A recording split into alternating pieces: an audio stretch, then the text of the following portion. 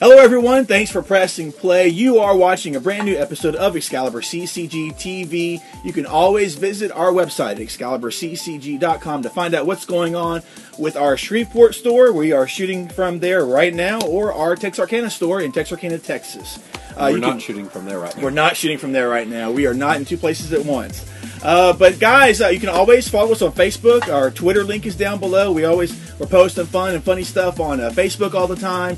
And we love to engage with you there as well as here on YouTube. If you've never seen our video before, we talk about the great comics that are hitting the shelf for that week. This week we're talking about the comics for August 13th. Tons of great stuff hitting the shelf this week that we are going to discuss with some extras thrown in. So feel free to give us a thumbs up, subscribe to us, share the video. We appreciate any help in that regard, and we love talking to you guys. But this past weekend, the big summer blockbuster, Guardians of the Galaxy, came out, hit the theaters by storm, did over 94 million domestically, as far as I know. Yeah. It was a huge hit for Marvel Studios with tons of fans. Randy, did you go see it? You know, I never go to the theater to see movies. And I did go to see this one. You did go see this one? I did. And let me tell you, from that opening credits, which I absolutely loved, possibly one of the best opening credits I've seen to a movie in a very, very long time. So much fun. It set the tone for what the rest of the movie was going to be. I liked it a lot. I expected for Rocket and Groot to possibly be kind of the runaway characters that people fell in love with and you know, loved from this film. Mm-hmm. Drax might have been the character that stole this movie. Really? Yeah. Nice. I was totally not prepared for what I was going to get from Drax. Okay. So that blew me away.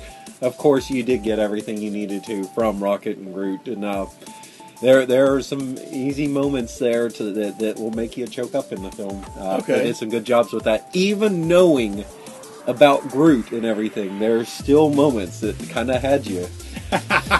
Oh, what's going to happen? What's it going to be? What's going to happen? That's awesome. So, from you, 2 thumbs up? 2, 3, 4, 5, 6, 7, 8, something like that. Awesome. I love the film. I'm trying to figure out a way to go see this movie again. And like I said, I don't go to theaters. Mm-hmm. I want to go see this. The other amazing thing about this film is they're predicting possibly 70 million this weekend. Movies usually have something like a 60% drop-off in their second weekend. Right. This, from 94 to 70, that is not 60% drop-off. No, so if they pull that off, yeah, that'll be impressive. I don't know if they'll be able to go 3 weeks doing that, but we're going to pull in the money for this film here. I say we. You know, the fans are going to pour out. Marvel's going to get what they want, and it all leads to more awesome Marvel movie making. Exactly. And James Gunn is already at work on the sequel. Yes, he is. You know, they've already planned that. That's going to happen. So, Marvel movie fans, Guardians of the Galaxy fans, James Gunn fans, rejoice, because it's all going to plan. Yeah. Can I want to say Marvel needs to capitalize. And there's one toy or whatever you want to call it from that movie that is a must make. I'm talking about, like, you remember those little potted plants you used to have that you would turn on, or you put them by the radio and they dance? You need a Groot. You need a dancing Groot. You need a dancing Groot. I will buy that. You will buy that. It'll be on your for Christmas. Marvel, make it happen. Make it happen, please. I'm not the only one who. Or by the time the DVD comes out, at least something. Huh? Yeah. Put it with the DVD there. That will get people to buy the special collector's DVD. No, that's awesome, man. That's awesome. That's awesome. So, guys, log in. Tell us below what you thought of the Guardians of the Galaxy movie. Tell us whatever you spoilers, whatever. It doesn't matter at this point. If they haven't seen it by now, then maybe something you say will encourage them to go see. Exactly. Yeah. So go ahead and do that. And two other things real quick before we launch into our storylines. At the end of August 30th and 31st, Saturday and Sunday, is the Arklatex Comic-Con. Yes. You can go to arklatex.comiccon.org to find out more information and who's going to be there, such as guests and what events are going to be going on. I believe that we'll have a booth there, from what I understand. The Texarkana store will, yes. So, guys, if you, I already had somebody at work ask me about any type of convention where this coworker of mine's daughter is really into anime and manga. Yeah. And I was like, well, I think you'll be able to hook up with some like-minded people there. Yeah, definitely. So be sure and check that out.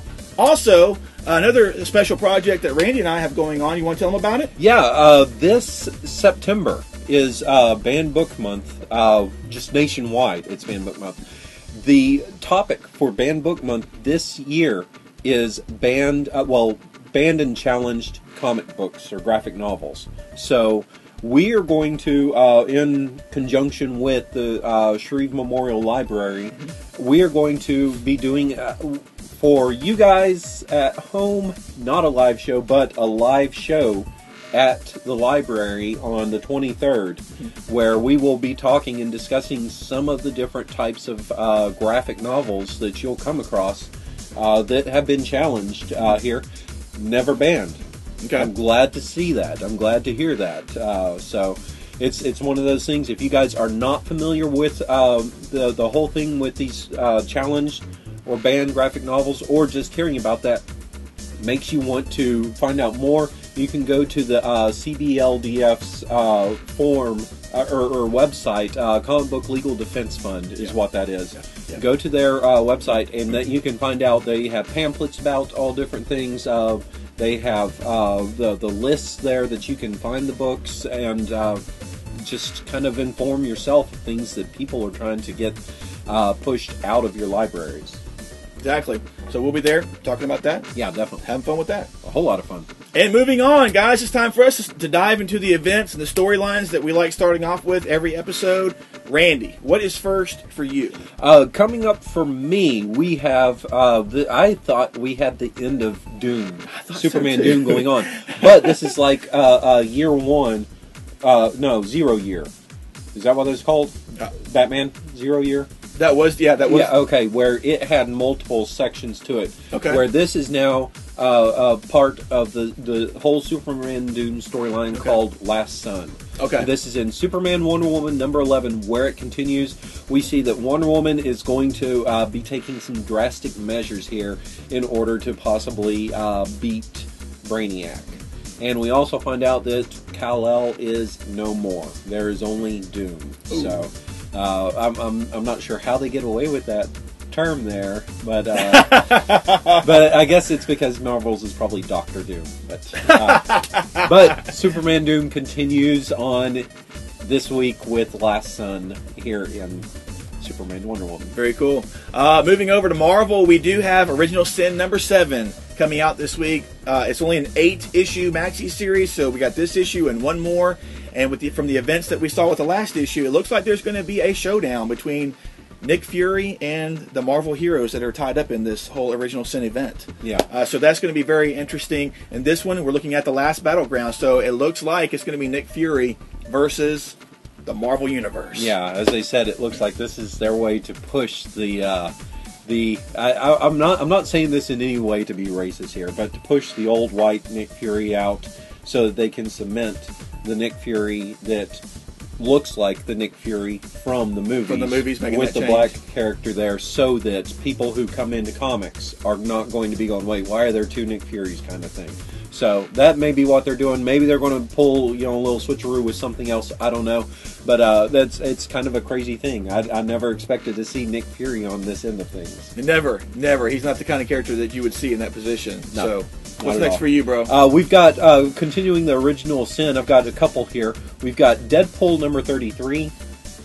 The Original Sin now seems to be Deadpool's daughter. What the world? I don't know. We'll have to read it and figure that one out. Oh man, that's so crazy! My mind was blown when I read that. Yeah, and we've also got Fantastic Four number 8, and in this it's we saw at the end of last issue Johnny break open the doors. There's been with the lifeless body of who was the sculptor, the Masters. Yeah, Alicia Masters' father. Puppet Master, thank you. And it wasn't me. So now we're going to figure out Bing Grim murderer. Is that what's going on here, or is there something else that's going on that we haven't seen and Ben hasn't quite figured out yet either? Come on, man. Not the blue-eyed, ever-loving thing. The ever-loving blue-eyed thing, I know. Say it ain't so. Say it ain't so. Last one for Original Sin that I have, though, is Amazing Spider-Man 5. Yeah. With this issue, it looks like we're going to get the Silk story. This is a character that's been in the background and now coming to the forefront in Amazing Spider-Man. But apparently she's been around since the creation of Spider-Man. Yep. Tucked away and hidden by, what was his name? Mordecai? Who? The Jackal? No, the guy that hid her. Remember his name? No, I don't read that. Those that know, it was the guy who, it was a character that we've seen before, the older Spider-Man character. Oh, Ezekiel. Ezekiel, thank you very much. Okay. He had That's what you need to tell me. Kept her hidden away for all these years. Okay. Now she's out and about, and there's a reason why she's been hidden, and we'll get to explore more of that story with number 5 here. Who is she? What is her mysterious past? What is going on with her? And what's going on with Black Cat and Electro as well? Yeah, the connection there between them. We'll figure that one out. Last event that's going on is the Death of Wolverine. That continues in Wolverine number 11. Wolverine and S.H.I.E.L.D., they are trying to make it on time to save the day, to save Pinch before Pinch must make a decision that's going to haunt her for the rest of her life. Can they get there in time? We'll see. I don't know. Plus, we also have, I like when we have the intelligent Sabretooth. The Sabretooth is cunning. I like that Sabretooth a lot more than just like the me/people. So we have the intelligent Sabretooth, who right now is trying to remake things in his image, and meanwhile, while he's doing that, he still finds time to play a little cat and mouse there with Wolverine. Always time for that. Yeah. That is awesome. Constant thorn in his side. Constant. That's awesome. Before we go ahead, continue, guys, here's another little segment I'm going to do for you at the end of the events here, because DC has now kind of made a thing where they're going to have 2 covers every month for a lot of their books. Okay. Just this month or this week, I'm going to let you know these are the DC selfies that are coming out this week. So if you like these covers or you want to check them out and you're trying to collect those selfies, we have Batgirl number 34. Batman number 34, Green Lantern Corps 34, Harley Quinn number 9, and I swear that book was one that seemed like it wasn't coming out, and all of a sudden it's just like flooding out. Yeah. Justice League United number 4, and Superman Wonder Woman number 11. Those are your selfie covers this week. So it's a regular cover and then a variant issue. And then the variant one that is on the shelf there. Cool. It's not something that we have to order a certain amount to get one copy of. Right. There'll be some there for you. Very cool. Very cool. We'll try and keep up on those for you guys. Yes. Thanks for adding that. And guys, now we're moving on to the question of the week. And I believe this comes from you this week, Randy. Yeah. Go ahead, bro. Okay, with the Marvel movies now showing us that they can take some characters that maybe aren't as well known and make a smash hit out of it. We're looking at the fact that we've now been introduced to the Kree, and it really looks like everything may be leading towards some sort of a Kree scroll or a Kree war, maybe Kree Thanos war or something there. But with Avengers and Guardians maybe inevitably heading into meeting each other, we're looking at what characters would you like to see Marvel introduce that they haven't introduced before? Possibly characters that can be tied into these upcoming movies. Possibly characters that maybe aren't tied into these upcoming movies. Whatever it might be, who are the characters, one or two characters that top your list? For me, I'll go first. Go ahead, yeah. I'm a lover of the space characters. Okay. And for me, I think that you can't have a battle against Thanos without Adam Warlock. Nice. I would like to see a Warlock movie and an introduction of possibly the Soul Gem, which is the gem that he keeps a hold of there. So Adam Warlock, and then the other one that is a must-have, I think, is, come on, we'll just go ahead and call her by her name that she goes by now, Captain Marvel. Yeah. Let's see Captain Marvel in these movies. Make it so. There is a lot of rumors going around about Captain Marvel and possibly Katie Sackhoff. playing her. I love Katie Sackhoff so much, and I would love to see her. She is so perfect for this role. I think she would be a great casting choice for that. I think that would be great. So I've got 2 there. What about you? How about for me, somebody we haven't seen yet into the Marvel Universe, do their own thing. I don't know, man. I gotta be honest with you. I would love to see Moon Knight. Yeah. I think I would love to see Moon Knight incorporated or doing his own thing. That would be awesome to see on screen. And then someone else that we haven't seen that I think would just be a ton of fun, and I could actually see James Gunn running with this and just killing it with it, is introducing D-Man. You and D-Man. What is that? It's a special time in my life, man.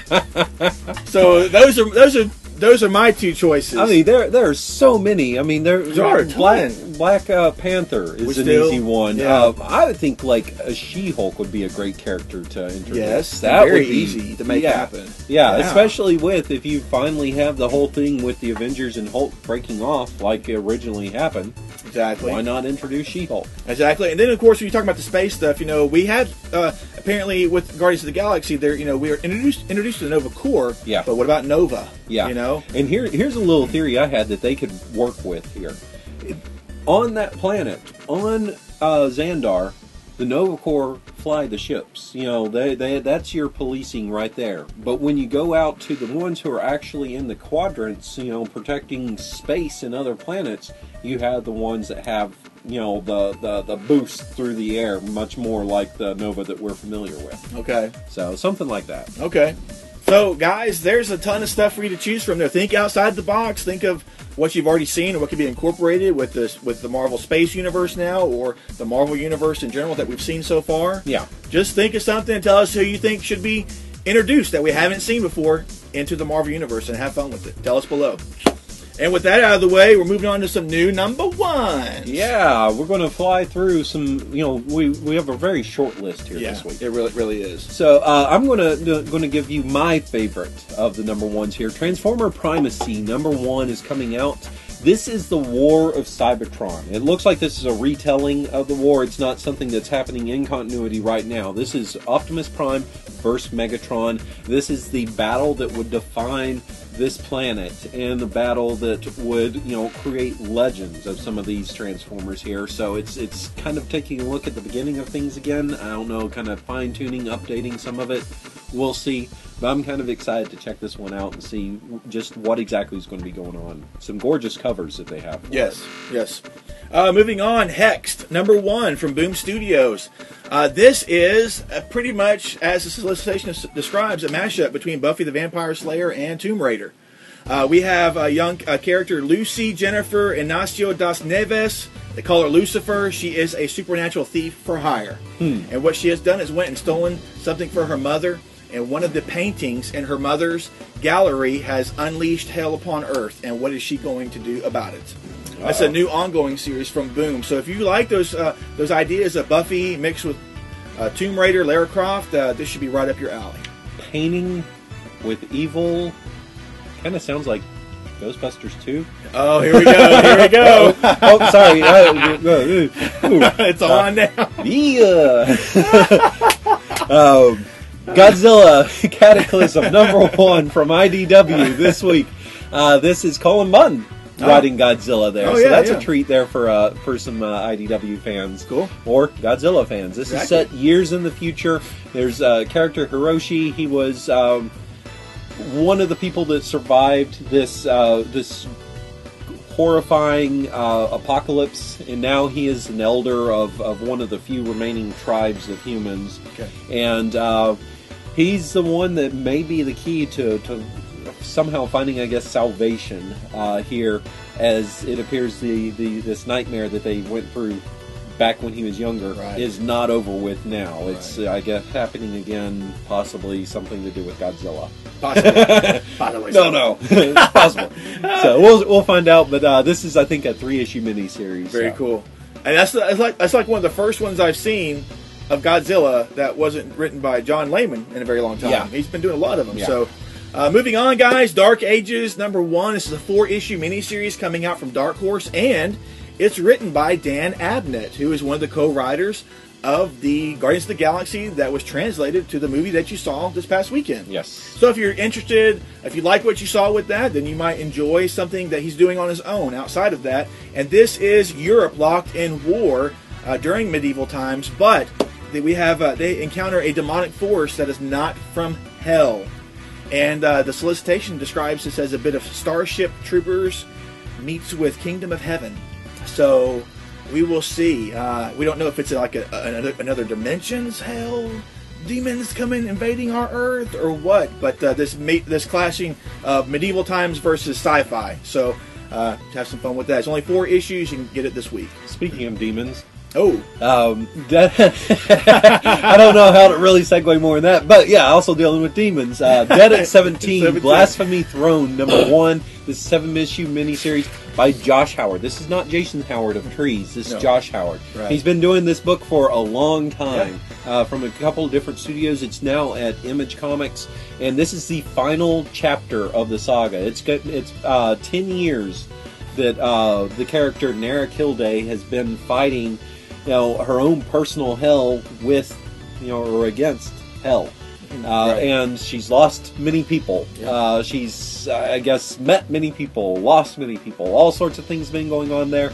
Now, her old nemesis is teaming up with the Great Beast.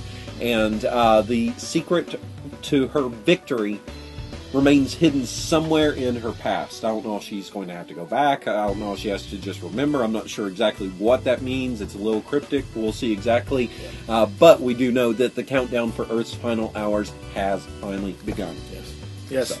Yeah, that's been coming out, like you said, sporadically from different studios, and now lots of miniseries. Yeah, hopefully it's going to tie all together here and complete the entire saga, and then give us a big, massive collection for everybody to read. An omnibus for the world.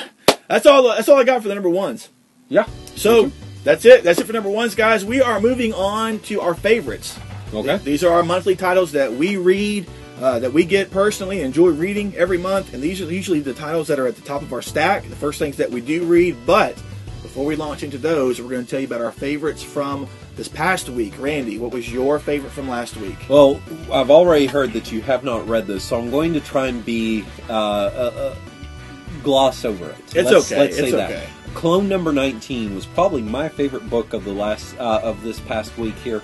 The reason being is that the characters are all kind of at this point where they have to make a decision. Are they going to keep working together, or are they going to break apart? Okay. You've had Luke and everybody have had the coalition people there held hostage, and you get to see a big decision happen there.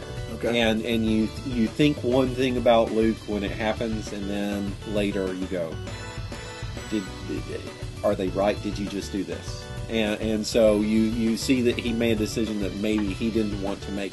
And then you have his baby Eve has been kidnapped, is in this whole situation with that. And there's I forget his clone that has the tattoos.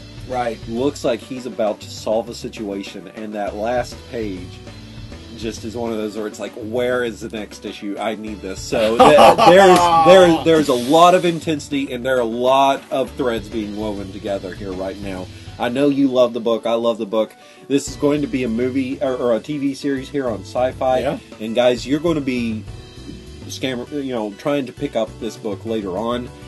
We've been telling you about it for a while now. Yeah. So yes. that easily was my favorite there. That's awesome. That's awesome. Because even though I haven't read this latest issue, I have liked the skill with which they have been able to keep multiple storylines together. Yeah. Throughout. And they have like 3 writers. I don't know if each writer's kind of handling a different level with it, or what, but they are working out quite well with what they're doing. It's keeping it very cohesive for me, so I'm really enjoying it. Yeah. And guys, if you didn't know, you know now. Moon Knight. If you don't know, now you know. Now you know. Sorry. Moon Knight #6. I mean, that standalone, that issue, that's what I have loved this series. This series up to this point, this work by Warren Ellis and Declan Chavez was basically Marvel telling Warren Ellis, "Hey, you can give us your version of Batman." Yeah. And he gave it to him. He gave it to him. He turned Moon Knight, especially with this last issue, he turned Moon Knight into a tornado. Yeah. Every time when Moon Knight shows up, it's just, he's in and out. It's just awesome. It's just this powerful force that can't be stopped. And with this particular issue in general, the way he took down the Black Spectre, it was nothing for him.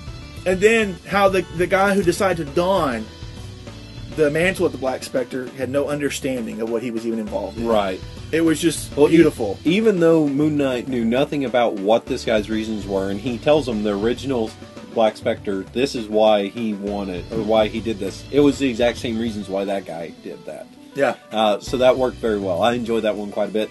I will say with Moon Knight, my one letdown with the whole series has been at the very first issue, Warren Ellis introduced to us that he doesn't necessarily have multiple personalities. There's something else going on, and they never got to that. They touched on it with that issue number 6 because the people that guy was interviewing was so saying, he's not the same person. Yeah. But yeah, that wasn't that. Warren Ellis just kind of moved that out of the way, and I think it was better for it.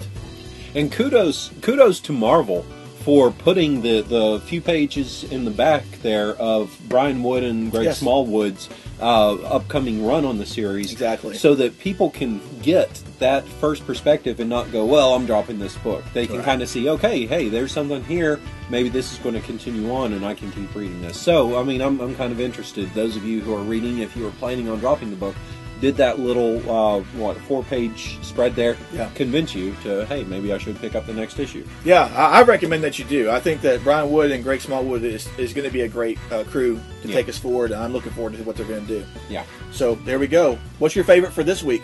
I'm going to let you start off because you have one more than me, so it'll end with you. Here we go. Hulk number 5 hits the shelf this week, and with this issue, we have a new writer coming on board, Jerry Duggan, who's been doing several things. He's been doing Deadpool, and he's done a couple other 1, 2 things. Where he's doing Nova. Is he doing? He's doing Nova, and he's going to be doing a Batman series, mini-series or something over. Yeah, he is. Yeah, so he's coming over to write the Hulk, and the Hulk is. There's no more Dr. Banner. Between the events of Original Sin and what's been going on with this series, Hulk 1 through 4, we see a totally different Hulk that does not need Bruce Banner. And I'm really looking forward to that because I want to see, this has kind of been done in the past, and I've liked that. It hasn't been done in this particular fashion to get to where we are. Yeah. So I'm very interested to see where they take it with this. Yeah, cool. And Mark Bagley is still on for art, so here we go. Apologies, guys. The favorites here might seem a little Marvel heavy. Can't help that. It's just what's coming out this week and what we're picking up. Avengers Undercover number 8 comes out this week. Number 7 left us with that final page that you were like, what? This is not right. I thought but wait, no. So, yeah, that's going on. This is 3 months later. So we flash forward. Why is it that we see Hazmat working for Madame Mask, possibly also working for Mystique and for Sabretooth? I'm not sure what's going on here, but maybe Hazmat has some explaining to do.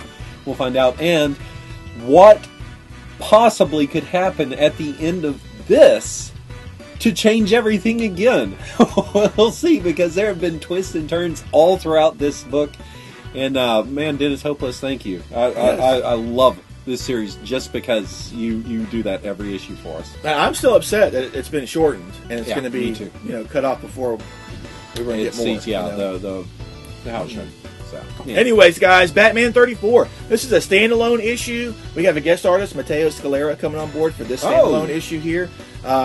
And Matteo Scalera has done several things. He's currently doing Black Science with Rick Remender and done other things as well. But this is a standalone issue that takes a look at a serial killer that has been killing in secret underneath Batman's nose for all these years.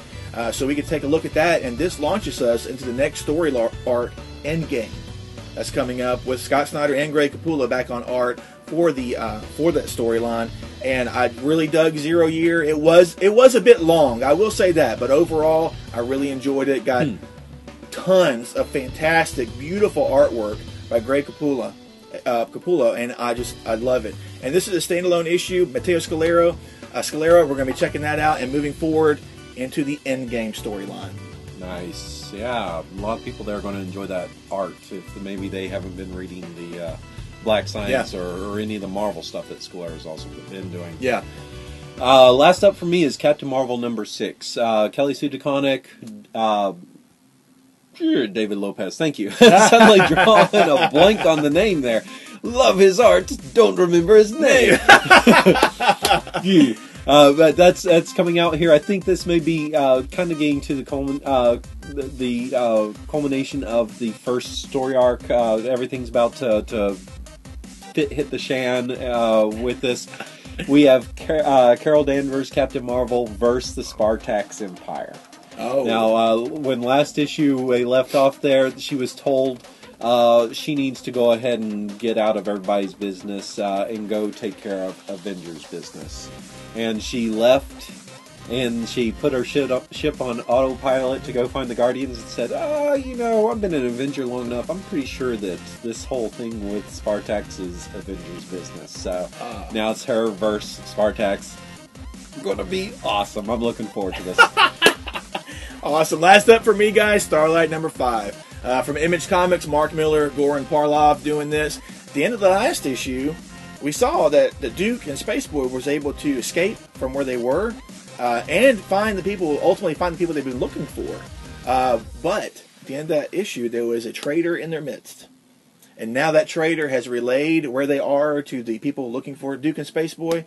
And now they're going to be coming after them where they are in the secret base where they made it to. I've been enjoying this series. It's really a cool modern take on a classic trope, I guess you could say, a classic archetype. So they started off with a very Flash Gordon, and it's not so much so Flash Gordon anymore.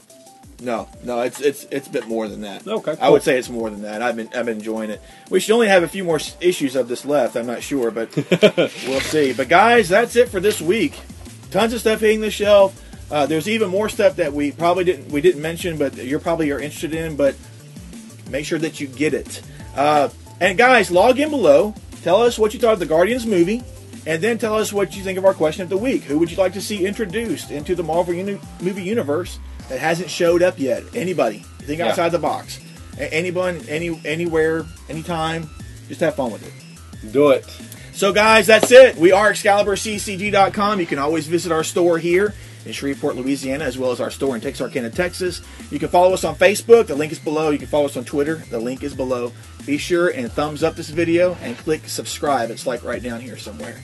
And we appreciate it, guys. We really do. We enjoy talking to our viewers. We enjoy engaging with you. We're on there talking to you. So if you say something, we're going to talk back to you, and just have some fun with it.